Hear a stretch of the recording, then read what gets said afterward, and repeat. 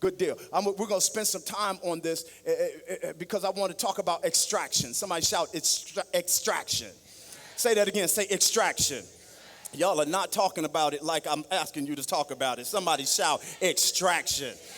Extract means to take out or to take from. That's what extraction means. In order for you to add to, you have to take from.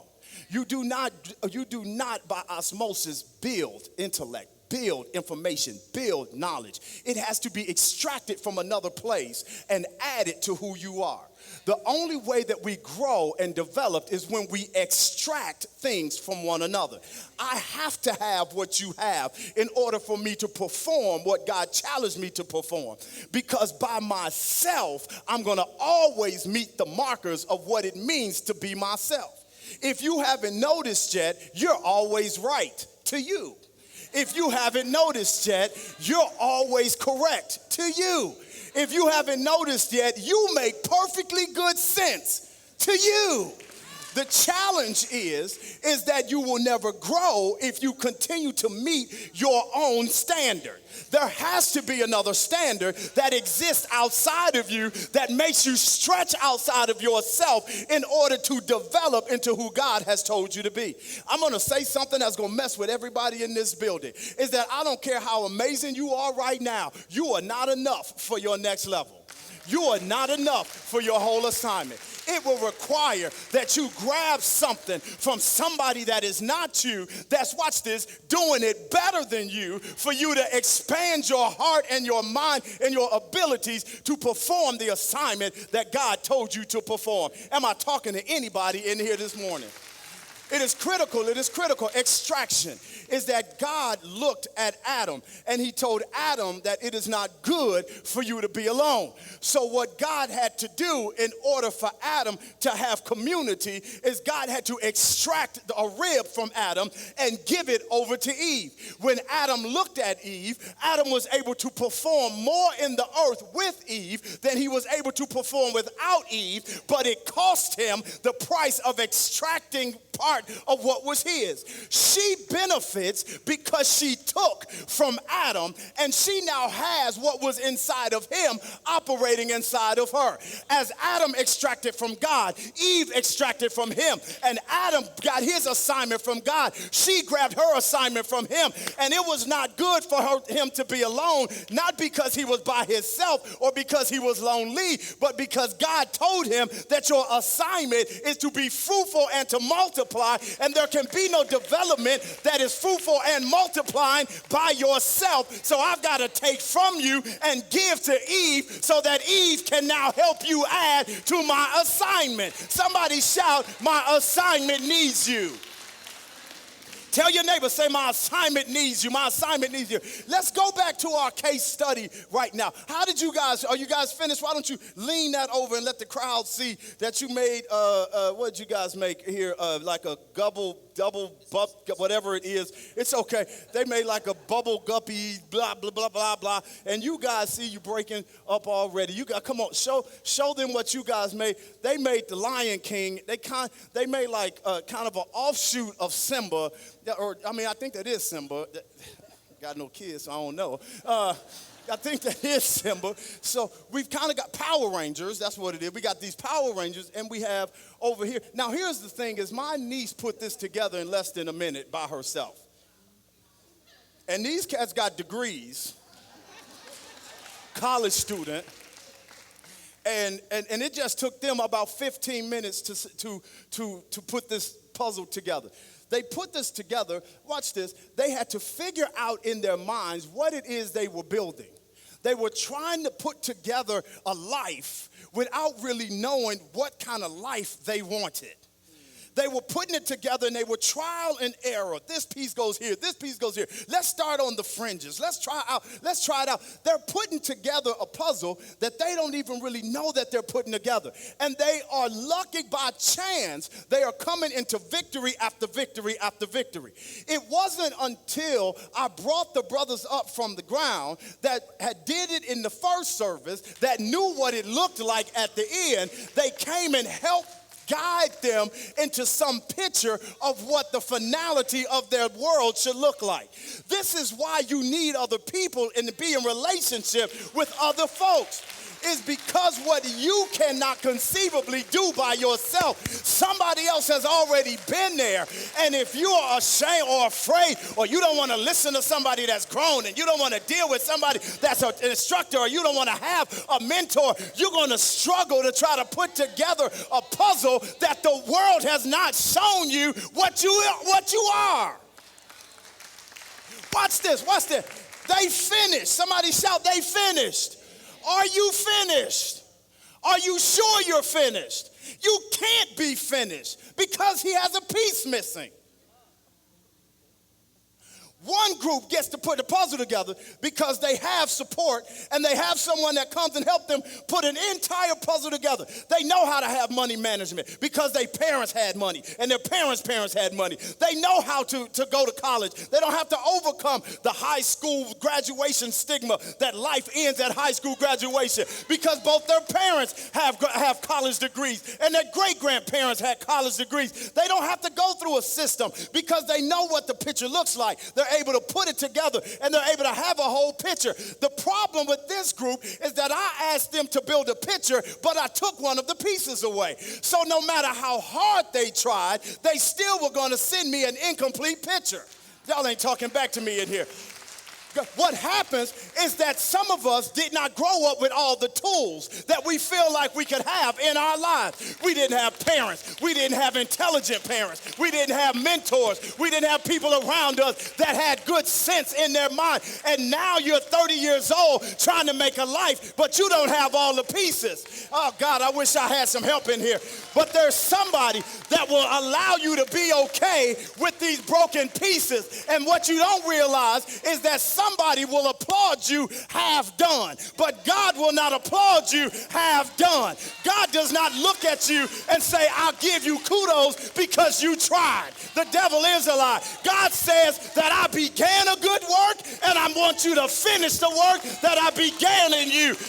Half done is not God done. Somebody shout, I can't be half done. I can't be half done. Tell your neighbor next to you, I can't be half done. I can't be half done. I can't have half a relationship and half a business and half of mine. I've got to be finished all the way through. I want God to do my work and finish the work inside of me, and I won't quit until I am a complete puzzle that pleases God. Who am I preaching to in here this morning?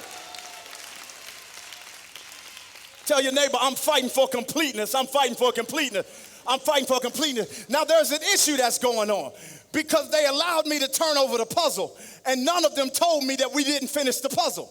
The issue with them not having the puzzle finished is not that they didn't have all the pieces, because many of us come into this world and we don't have all the pieces. The thing is that we bring them to a church and we dance them and shout them and roll them on the floor, and we forget to tell them that there's a God that knows where the pieces are.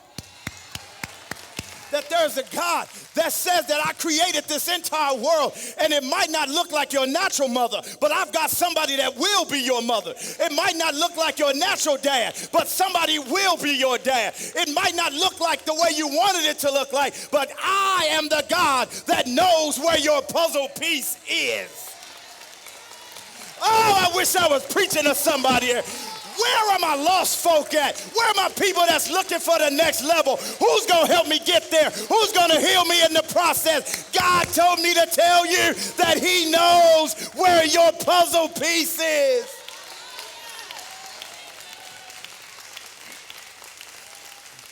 If I had time, what I did is I did this with a bunch of ninth graders. And what I did is I took the puzzle pieces and I gave one of them to a teacher and I gave one of them to a peer. And what I asked them to do is I told them that you've got the rest of the time in class to find the missing piece to your puzzle. You've got the rest of the time to find the missing piece to your puzzle. And they didn't know, because they started fussing with each other, that we could have never finished this. I can't believe that they set us up. It was a setup. Of course it was a setup. God says that you will never come and search him unless he has to take some pieces out of your life that leads you back to him.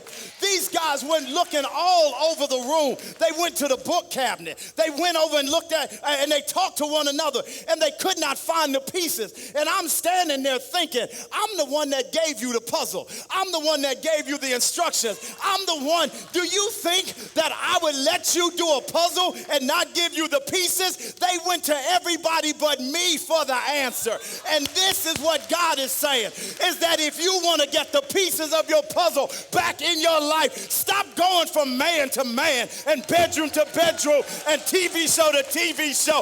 If you want to get back in sync, you got to go to the one that created the... I wish somebody give God about 30 seconds of praise right where you are. Bring him the peace, bring him the peace, bring him the peace. And here's the way God operates. When God is ready for you to have your peace, ain't nobody in this building, nobody in your life can stop your life from being put back together, because it doesn't matter who holds your peace. They got to let it go because God said they have to let it go. Somebody raise your voice and say, give me my peace. Thank you, thank you, thank you. Somebody tell your neighbor, give me my peace, give me my peace. I'm going to be made whole again. I might have fallen off the wall, but I'm going to be put back together again. I don't know how God is going to do it, but I'm going to be put back together again. I made mistakes, but I'm going to be put back together again. I failed, but I'm going to be put back together again. Where are my folks at that's saying that this is the season I'm going to be put back together? Give him a shout of praise. Watch what happens now. Have a seat in the presence of God. Watch what happens now.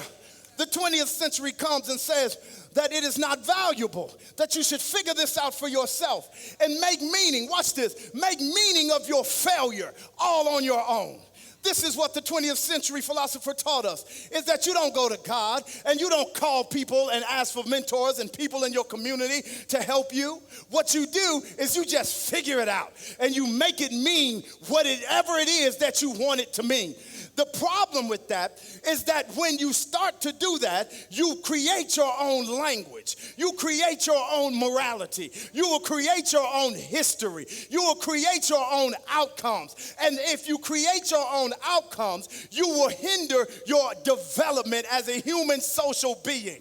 You are a social human being. And I'm going to the text in a minute. Just give me a little time to work this thing. He says that if I am going to be a complete social being, then the philosophies have taught us that I remove myself from every social activity in an effort to find myself. Whenever we get in trouble, whenever we have issue, whenever we struggle, one of the first things we do is we move into isolation. This is an adversarial tactic. Your devil wants you to move into isolation. If he can get you to detach from the general mainstream that holds your breakthrough and your deliverance, then you will never have your breakthrough and your deliverance. Haven't you realized yet that your next level and your breakthrough is outside of your ability to attain it for yourself? If you could have, you already would have. But the reality is that you can't, so you don't. But if I have to do it by myself, or if I convince myself that I've got the answers within myself, then I ruin the development of what is going to take me to get to where God wants me to be. I got to make this make some sense, because y'all looking at me like I'm crazy. If I am desiring to get to the next level, and I cannot get to the next level, then that must mean that it is clear that I do not have the ability to get myself to the next level. Which means that if I am going to get to the next level, I am going to have to employ something that is outside of my own abilities. Because if I could have employed it, I would be at the next level. But my effort doesn't get me to the next level. My trying doesn't get me to the next level. My praying doesn't get me to the next level. My fasting hasn't gotten gotten me to the next level. And the enemy recognizes that as long as you keep looking inward for the solution that you have not been able to provide for yourself since in the last X amount of years, he keeps making you search deeper within yourself, and we get more lost inside of ourselves. So what has happened now is that the mind, somebody shout, the mind begins to create its own language to make sense of the situation that you're in.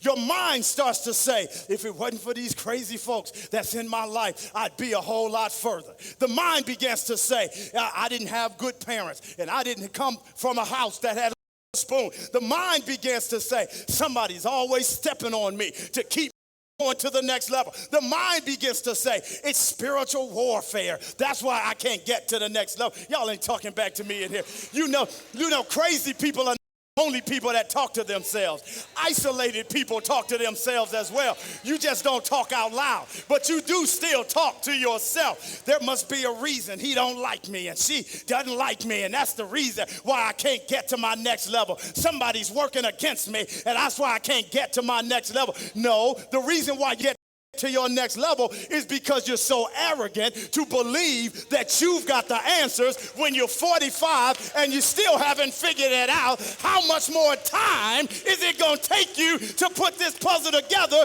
before you realize that you need some help? Now watch what happens now. The issue with having your mind work solely on setting your own standard is that the breadth of the human mind does not reside in just one person. Meaning, the collective of who you could be is not resided in who you are currently.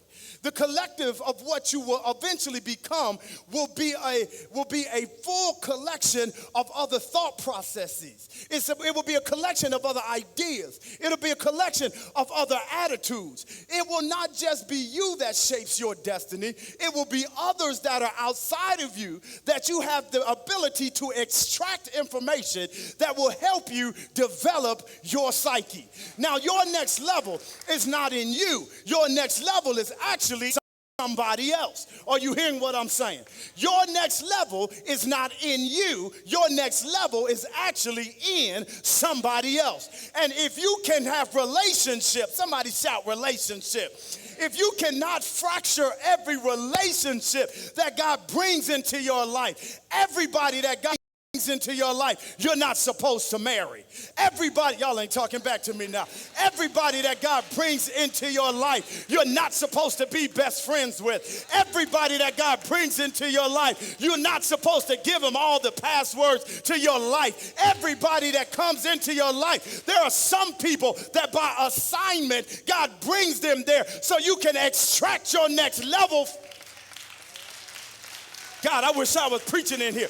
And one of the issues is that we go romantic before we recognize plutonic exists for a purpose. And once you move romantic, then you have the potential to ruin plutonic. But your deliverance is in plutonic unless you're the one that got romantic. So, God, I wish I had some help in here. So you can't let your heart move you past your mind. But you got to let your mind move your heart. And it doesn't matter how much your body jumps. You can't let your body shake your mind down and give yourself because your body felt good.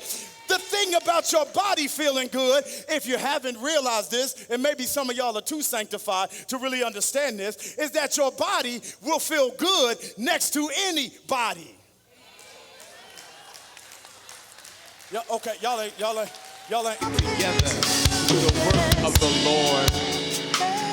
So if that's you, come. That's it. Just come from wherever you are. Come from wherever you are. Come from wherever they are. God says, you're so important to me that I'm going to take this space to give you time from wherever you are, And while you're in those seats, just lift those hands and let's just worship God for the wonderfulness, for how wonderful he is, how awesome he is. Just lift those hands. Lift those hands as those on the altar are they seeking the Lord.